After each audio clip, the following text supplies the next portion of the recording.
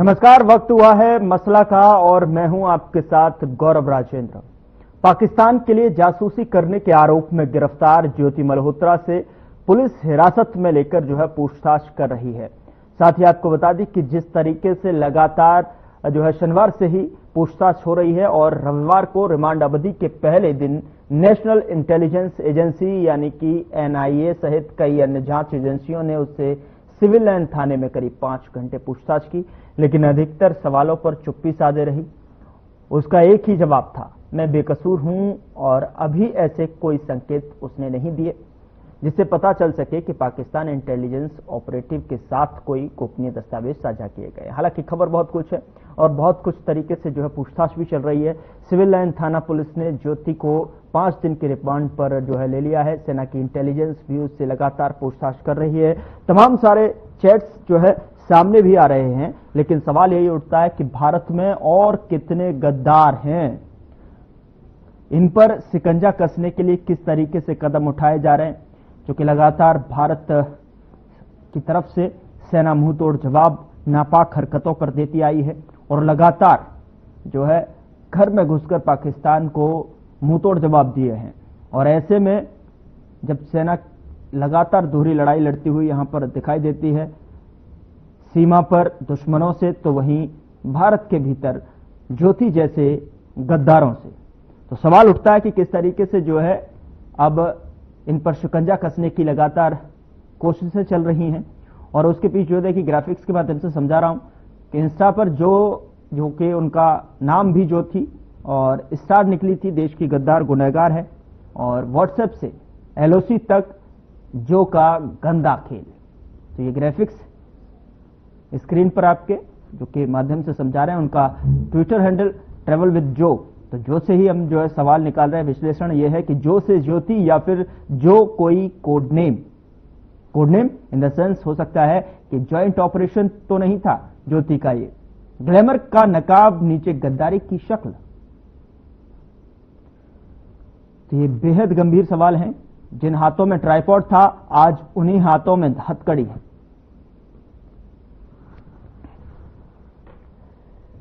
तो चर्चा की शुरुआत करेंगे और समझने की कोशिश करेंगे कि किस तरीके से भारत में कितने और अभी गद्दार निकलने बाकी हैं और किस तरीके से इंटेलिजेंस एजेंसियां अपना व्यापक ऑपरेशन भारत के भीतर ही इन गद्दारों को ढूंढने में ऑपरेशन कर रही हैं। और ऐसे में सवाल यह भी है कि जो दानिश था, क्या वो मिडलमैन था या फिर मास्टर इसका कहीं ना कहीं मास्टरमाइंड था। और चर्चा की शुरुआत करेंगे इससे हमारे साथ एक पैनल जुड़ा हुआ है, उनका तारुफ मैं आपके साथ करा देता हूं। रामराजी शर्मा, प्रवक्ता भारतीय जनता पार्टी की तरफ से हमारे साथ जुड़ रहे हैं, बहुत स्वागत है सर आपका। दिनेश अग्रवाल, प्रवक्ता कांग्रेस की तरफ से हमारे साथ जुड़ रहे हैं, बहुत स्वागत है सर आपका भी। और वीरेंद्र शर्मा, प्रवक्ता आम आदमी पार्टी के साथ हमारे साथ जुड़ रहे हैं, अपना पक्ष रखेंगे, बहुत स्वागत है तीनों ही मेहमानों का। और सबसे पहले शुरुआत शर्मा जी मैं आपके से जानने की कोशिश करूंगा कि जिस तरीके से लगातार जो भारतीय सेना है नापाक हरकतों का मुंह तोड़ जवाब घर में घुसकर देती हुई नजर आती है, और ऐसे में हमारे ही घर के अंदर जिस तरीके से गद्दार के शक्ल में जो छिपे हुए लोग हैं उनको तलाशने में किस तरीके से कहां चूक होती है और इन लोगों पर किस तरीके से शिकंजा कसना जरूरी है, क्योंकि देशद्रोह की आवाज उठ रही है कि इन्होंने जो किया है वो कहीं ना कहीं जो खुफिया जानकारी है वो दूसरे दुश्मन देश को मुहैया कराने में मददगार हुए हैं उनके लिए। शर्मा जी क्या कहना चाहेंगे, ओवर टू यू। देखो, मैं आपको बताना चाहूंगा, जिस तरह से हमारी सेना ने आतंकवादियों के उनके घर में घुस के उनके अड्डे तबाह करे हैं और जिसमें 100 से ज्यादा आतंकवादी मारे गए, तो ऐसा सबक सिखाया दुश्मन को कि दोबारा इस तरह की हिम्मत नहीं करेगा। और ये हमारी सेना को मैं जिस तरह से हमारा देश सपोर्ट कर रहा है, जिस तरह से गौरव गाथा हमारे सैनिकों की गांव-गांव तक पहुंचाई जा रही है, अमर शहीदों को नमन किया जा रहा है, और इसी संदर्भ में भारतीय जनता पार्टी तिरंगा यात्रा निकाल रही है हमारे अमर शहीदों को नमन करने के लिए और हमारे सैनिकों के सम्मान के लिए। और ऑपरेशन सिंदूर एक बहुत ही बड़ी कामयाबी रही। हमारी मातृशक्ति में हमारी बहनों ने भी बता दिया हम भी कम नहीं हैं। जिस तरह से उन्होंने अपना शौर्य दिखाया, उन्होंने अपना पराक्रम दिखाया, जिस तरह से वो आक्रामक हुई और दुश्मन पर टूट पड़ी रानी झांसी की तरह से, तो मैं समझता हूँ ये अपना आप में गौरव की बात है। और एक बहुत मजबूत नेतृत्व, विश्व के सबसे लोकप्रिय और ताकतवर प्रधानमंत्री आदरणीय नरेंद्र मोदी जी का मजबूत नेतृत्व मिला। और हमारे चाणक्य अमित शाह जी की चाणक्य नीति, उनकी व्यूह रचना, उनका जिस तरह से उन्होंने ये अपना इंटरनल फोर्सेस को भी मजबूत किया, और अपने आप में ये बहुत बड़ा हमारे लिए गौरव की बात है। और हमारे सीडीएस, हमारे तीनों सेनाओं के सेनाध्यक्ष, हमारे रक्षा मंत्री, विदेश मंत्री, हमारे सैनिक, जिनका भी डायरेक्ट इनडायरेक्ट इसमें इन्वॉल्वमेंट रहा, मैं सभी का हमारे प्रदेश की जनता की तरफ से, हमारे देश की जनता की तरफ से हार्दिक आभार प्रकट करता हूं। और ऐसे ही हरियाणा में भी हमारे बहुत ही लोकप्रिय मुख्यमंत्री, जन जन के चेते, युवाओं के हृदय सम्राट, सबको साथ लेकर चलने वाले, 24 घंटे जनता की सेवा में समर्पित रहने वाले डॉक्टर नायर सिंह सैनी ने जिस तरह से आज मीटिंग ली थी संदर्भ में, जो आज आपका टॉपिक है, उन्होंने गृह मंत्रालय की आज मीटिंग ली, और जिसमें एसीएस होम, सीआईडी चीफ, हमारे और अन्य वरिष्ठ अधिकारी, डीजीपी, उन्होंने साफ शब्दों में कह दिया कि जो पाकिस्तान का गुणगान जो चैनल करते हैं यूट्यूबर, उनकी हरियाणा में कोई जगह नहीं है। उन पर पुलिस सख्ती से निपटे, और एसओपी उन्होंने बनाने के लिए कहा। ये जो यूथ चैनल चलाते हैं, यूट्यूबर हैं, जिनको हम यूट्यूबर के नाम से जानते हैं, चाहे ज्योति मल्होत्रा हो, चाहे ये 5 अन्य जो जासूस करते थे, ये पकड़े गए। ये एसओपी का मतलब है स्टैंडर्ड ऑपरेटिंग प्रोसीजर। ये अपनाने के लिए माननीय मुख्यमंत्री ने दिशा निर्देश जारी किए हैं, और उनको चिन्हित करेंगे कौन से ऐसे ये यूट्यूबर हैं, नहीं ठीक है, जो दुश्मन का गुणगान करते हैं, उनको बैन किया जाएगा और उनको चिन्हित किया जाएगा। भाई ऐसा नहीं चलेगा, क्योंकि ऐसा है जो देश के गद्दारी करते हैं हमारे देश के साथ में, हमारी मातृभूमि के साथ में, उनको किसी भी कीमत में बख्शा नहीं जाएगा। सख्त से सख्त लहजे में माननीय मुख्यमंत्री जी ने इस संदर्भ में आवश्यक दिशा निर्देश जारी किए हैं। और जिस तरह से हमारे देश की जनता ने हमारे वीर सैनिकों का साथ दिया, और हमारे देश की जनता उनके साथ रही, और जिस तरह से पाकिस्तान को उनके घर में जाके उनके जो आतंकवादियों को ठोका, और उनके जिस तरह से अड्डे तबाह किए, आज तक के इतिहास में मैं समझता हूं इससे बड़ी घटना पहले कभी नहीं हुई। और उस टाइम में अगर ये 71 की लड़ाई में हमारी सेना ने 93,000 सैनिकों को बंधक बना रखा था पाकिस्तान के, उन्होंने हथियार डाल दिए थे, और लाहौर पर भी कब्जा कर लिया था, और पीओ के तो कुछ भी चीज नहीं थी उस टाइम में। ठीक है, और कम से कम नहीं तो ये हमारा करतार साहब है, हमारा नजदीक है, हमारा जो गुरुद्वारा है, जो हमारा बहुत नजदीक है, और हमारा पवित्र स्थल भी है, सिखों भाइयों के लिए भी है, और हमारे हिंदू भाइयों के लिए भी ये हमारे को मिल जाता। और पीओ के आज भारत का हिस्सा होता, पता नहीं किन कारणों से हमारे जो युद्धबंदी थे, हमारे सैनिक थे, वो तो छोटे बगैर ही 93,000 जो पाक सैनिक बंदी बना रखे थे, हमारे उस टाइम में कमजोर नेतृत्व ने उनको छोड़ दिया। तो इससे ये साफ साफ जाहिर होता है, अगर उस टाइम में थोड़ी सी हिम्मत दिखा देते तो पीओ के भारत का हिस्सा होता, और लाहौर तक हमारी सेना ने कब्जा कर लिया था। चलिए ठीक है, दोबारा जी ठीक है, वापस लौट रहा हूं मैं आपके पास सवालों के साथ में। डिबेट को ओपन भी करना है, और भी मेहमान हमारे साथ जुड़े हुए हैं। दिनेश अग्रवाल जी, समझना चाहता हूं कि आखिरकार जो है, देखिए किस तरीके से जो है, जिस तरीके से कहा जा रहा है, शर्मा जी कह रहे हैं कि लगातार हम जो है सेना के सम्मान में तिरंगा यात्रा निकाल रहे हैं, और अच्छी बात है जो है तिरंगा यात्रा, सेना को सम्मान, पूरी तरीके से पूरा देश गर्व करता है सेना पर, और कहीं न कहीं वो दुश्मनों से जो है दो हाथ करती है सीमाओं पर, और उसी की बदौलत जो है देश सुरक्षित रहता है, लोग जो है चैन की नींद सो पाते हैं। लेकिन जब घर में ही इस तरीके से जो है लोग इस पोशाक में जो है छिपे हों, इस नकाब डाले जो कि लगातार, और उस नकाब के नीचे गद्दार की शक्ल हो, उससे कैसे जो है दो दो हाथ किया जाए। और यही नहीं कि लगातार जो है एक बार नहीं कई बार जो है पाकिस्तान का वीजा लेकर जो है ये ज्योति नाम की लड़की जो है इस किरदार का जो अहम हिस्सा है वो पाकिस्तान का दौरा करती है और खुफिया जानकारी जो है वहां साझा करने का आरोप लगा है और लगातार व्हाट्सएप के माध्यम से एक्टिव है। और किस तरीके से मोबाइल, लैपटॉप्स और तमाम जो गैजेट्स हैं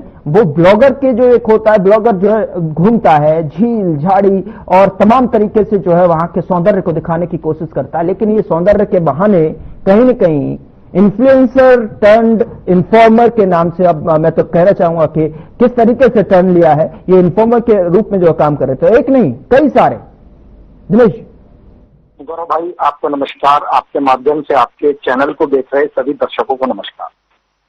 मैं अपनी बात रखने से पहले आपसे एक बात की इजाजत चाहूंगा जी। क्या मैं आज के आपके टॉपिक के ऊपर बात करूं या मेरे से पहले भाजपा के प्रवक्ता ने बिना टॉपिक की जो बातें की हैं उनके जवाब दूं? नहीं, आप जो है जवाब भी दे सकते हैं, उनकी बातों का जवाब दे सकते हैं। अगर मैं जवाब टॉपिक पर ही बने रहते हुए मेरा निवेदन है आपसे कि अपने सहपाठियों का जो है यहाँ पर जवाब भी दीजिए और मेरा पर बने रहे और संक्षिप्त में आप बात कीजिए जिससे समय का भी ख्याल रखें सर जी। मेरा भी आपसे निवेदन है कि मैंने बहुत धैर्य के साथ उनको सुना है, मैंने उनको इंटरप्ट नहीं किया। अगर मेरी किसी बात से उनको गुरेज हो तो उनका समय आए तब वो बोल सकते हैं, लेकिन बीच में वो भी मुझे इंटरप्ट ना करें। जी। पहली बात, आज का विषय था आपका कि जो देश के अंदर जो लोग जिनको हम गद्दार कह रहे हैं जी, सबसे पहली बात तो ये है गौरव भाई कि 22 अप्रैल की घटना के बाद प्रधानमंत्री जी ने आदेश दिए कि 48 घंटे के अंदर जो लोग बाहर के हैं, पाकिस्तान के हैं, वो हिंदुस्तान छोड़ जाए। ठीक है, अच्छी बात है। उस समय सभी प्रदेशों के अंदर एक सर्वे होना शुरू हुआ कि कौन कौन आदमी अवैध रूप से हिंदुस्तान में रह रहा है, और उसमें काफी लोग इस तरीके के हरियाणा में भी मिले, अन्य प्रदेशों में भी मिले, और सरकार ने प्रयास किया कि उनको बाघा बॉर्डर के जरिए उनको पाकिस्तान भेज दिया जाए। अब मेरा प्रश्न इस बात को लेकर है, सबसे पहला तो कि सरकार 22 अप्रैल के बाद क्यों जगी? 11 साल से सरकार कहां सो रही थी? ये जो अवैध रूप से पाकिस्तानी यहाँ पर रह रहे हैं बिना वीजा के, या वो जिनका वीजा खत्म हो गया है या मेडिकल वीजा के नाम पे किसी भी नाम से रह रहे थे अवैध तरीके से, और ये ज्योति मल्होत्रा जैसे जो भी लोग यहाँ पर हैं, इनके बारे में 11 साल से सरकार कहां सो रही थी? क्या सरकार का काम रह गया? उसकी जो एजेंसियां हैं, ईडी है, आईटी है, सीबीआई है, उनका काम केवल ये रह गया कि विपक्षी नेताओं की को कैसे जेल में भेजा जाए, कैसे उन पर मुकदमे दर्ज किए जाए, कैसे उनको बदनाम किया जाए।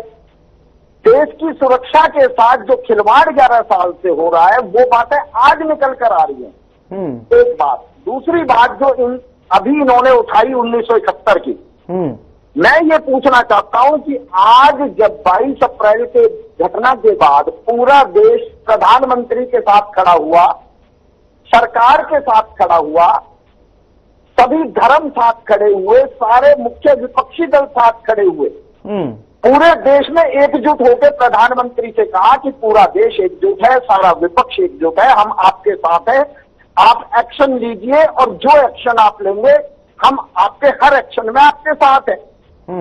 इससे ज्यादा देश से आप कोई उम्मीद नहीं कर सकते। लेकिन आज सेना का जो शौर्य है, सेना का जो पराक्रम है, उसके पीछे खड़े होकर उसकी आड़ में आप अपनी विफलताओं को छुपाना चाहते हैं। किस तरीके की ये तिरंगा यात्रा की बात करते हैं? जब सर्वदलीय बैठक होती है, सर्वदलीय बैठक होती है तो सर्वदलीय तिरंगा यात्रा क्यों नहीं? सर्वधर्म तिरंगा यात्रा क्यों नहीं? आप बीच में बोले थे गौरव भाई के आपकी ड्यूटी, आप मुख्यमंत्री जी ने इन्वाइट किया था कांग्रेस पार्टी। गौरव भाई आप इनको रोकिए। शर्मा जी आ रहा हूँ मैं आपके पास, शर्मा जी आऊंगा, उनको अपनी बात कंप्लीट करने दीजिए। शर्मा जी आ रहा हूँ मैं आपके पास, बिल्कुल इत्मीनान से जवाब दीजिएगा। मुझे बात कंप्लीट करने दो आप। मैं ये कह रहा हूं, ये तिरंगा यात्रा निकालने वाले वो लोग हैं जो मंच पे खड़े होकर ये कहते हैं कि उन आतंकवादियों की बहन को भेजकर उन आतंकवादियों की हमने ऐसी तैसी करवाई। ये वो लोग हैं, इनके उप मुख्यमंत्री तक क्या भाषा बोल रहे हैं, ये आपसे छुपी नहीं है। आ रहा हूं शर्मा जी, आऊंगा मैं आपके पास। इत्मीनान से जवाब जिस तरीके का अपमान देश की सेना का इन लोगों ने किया और हमारी उस बहन का, जो कि इस ऑपरेशन सिंदूर की सही मायने में हीरो थी, पूरे देश को उस पर गर्व है, परंतु भाजपा के लोग क्या कहते हैं कि उन आतंकवादियों की बहन को भेजा किस लिए, गौरव भाई मैं डिबेट छोड़ दूंगा अगर दिनेश जी आप जल्दी कंप्लीट कीजिए, थोड़ा सा समय सर ठीक है आपने सवाल उठा लिए, ठीक है back to the point. Okay नहीं ठीक है, आपने सवाल उठाए, ठीक है सवाल उठा दीजिए, शर्मा जी के जवाब दे देंगे। मैं शर्मा जी आपके पास आऊंगा, ठीक है जल्दी संक्षेप मेरी बात कंप्लीट होने दो। हाँ मेरी बात कंप्लीट, मैं ये कह रहा हूँ, अब देखो देखो गौरव भाई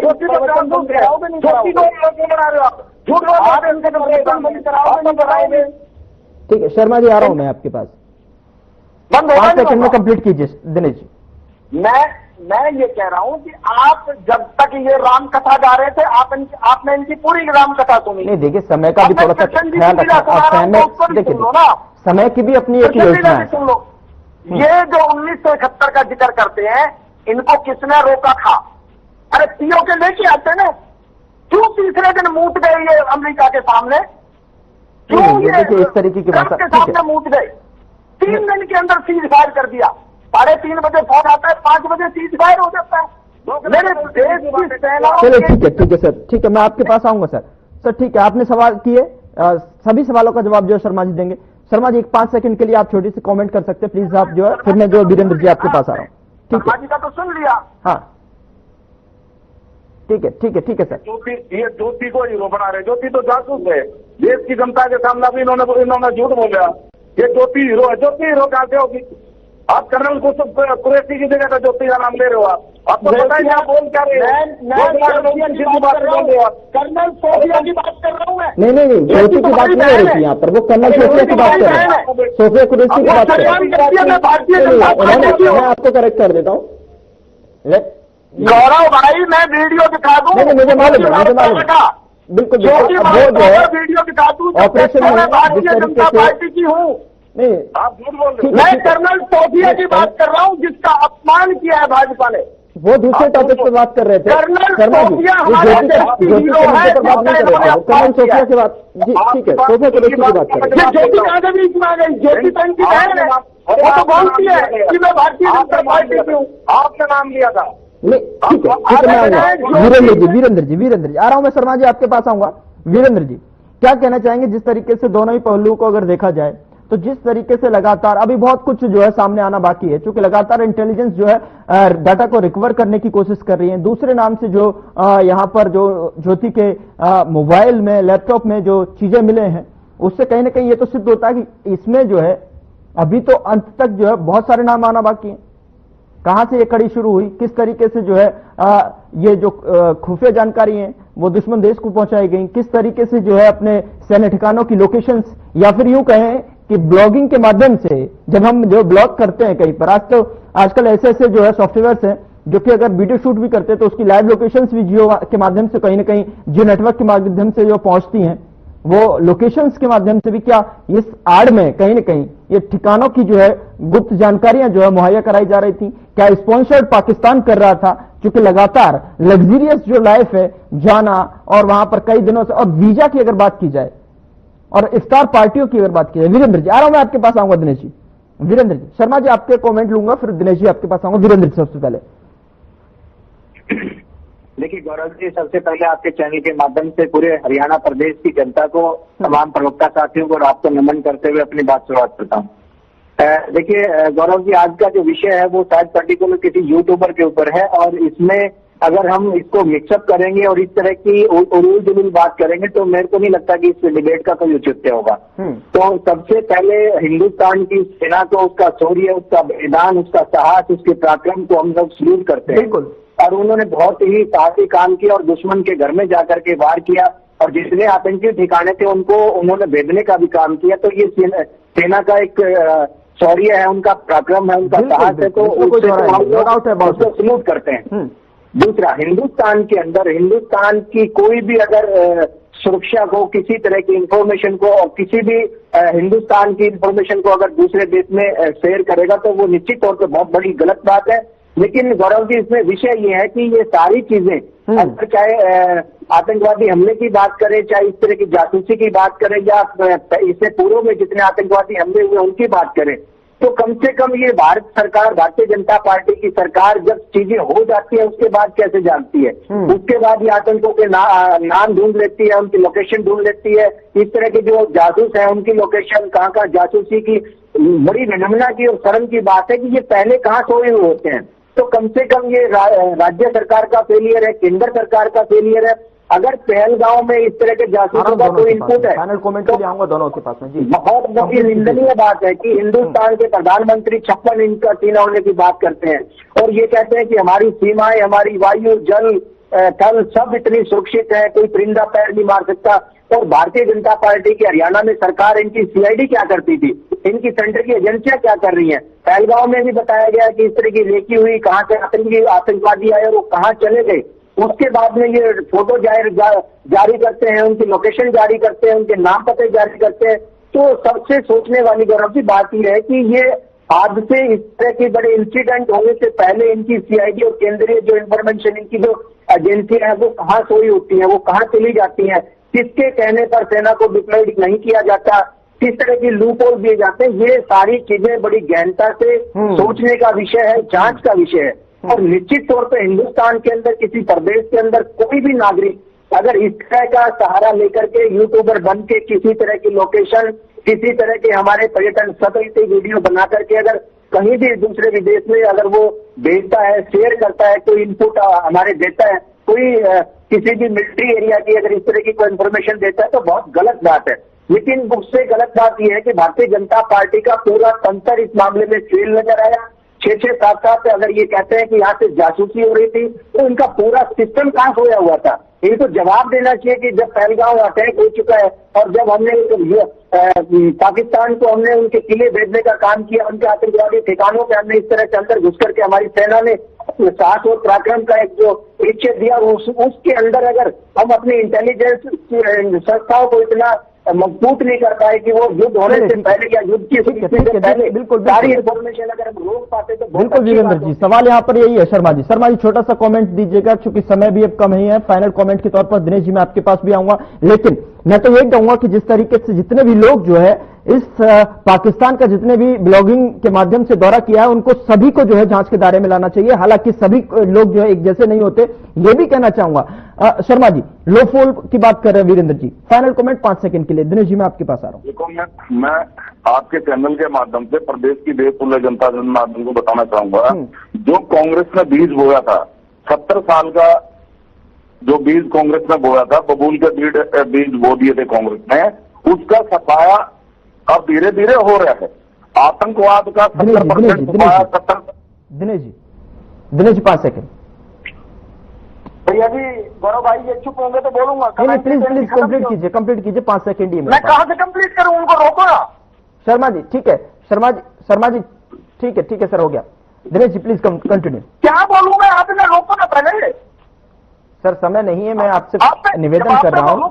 मैं क्या बोलूंगा? मैं 5 सेकंड में आपसे दर्शक को क्या समझ आएगा? सर आपकी आवाज आ रही है, सर आपकी आवाज आ रही है बुलंदी के साथ में। मैं ये कह रहा हूं कि जो ये भाषा बोल रहे हैं केवल कांग्रेस को कोस रहे हैं। अच्छा होता कि इनकी एजेंसियां उन देशद्रोहियों को ढूंढती, उनको सजा देती, उनका पता लगाती, देश की सुरक्षा के साथ खिलवाड़। रामराज शर्मा जी, दिनेश अग्रवाल जी और वीरेंद्र शर्मा जी बहुत बहुत शुक्रिया हमारे साथ चर्चा में शामिल होने के लिए। लेकिन वक्त यहाँ पर एक दूसरे को कोसने का नहीं, लेकिन वक्त जो जिस तरीके से पिछले दिनों हमने देखा कि लगातार जो है 140 करोड़ की आवाम और चाहे सत्ता पक्ष और विपक्ष एक ही स्वर में जो है बदले की मांग करते हुए और एक साथ खड़े हुए दिखाई दिए थे, और उसी की जो है जरूरत अभी भी है। लगातार जब देश की सवाल आती है, देश की सीमाओं की जब सवाल आता है और हमारे सैन्य ताकत की जब सवाल आती है, तो सब एक साथ एक समान भाषा में जो है बोलते हुए नजर आए। और इसी की अपेक्षा लगातार इस तरीके के गद्दारों को जो है बेनकाब करते हुए लगातार हमारी इंटेलिजेंस एजेंसियां काम कर रही हैं। अब देखने वाली बात होगी अब इसमें कितने और गद्दार छिपे हो सकते हैं, कहां तक ये तार जुड़े हैं, उसके जो है आना बाकी है रिजल्ट। तब तक के लिए इतना ही, नमस्कार।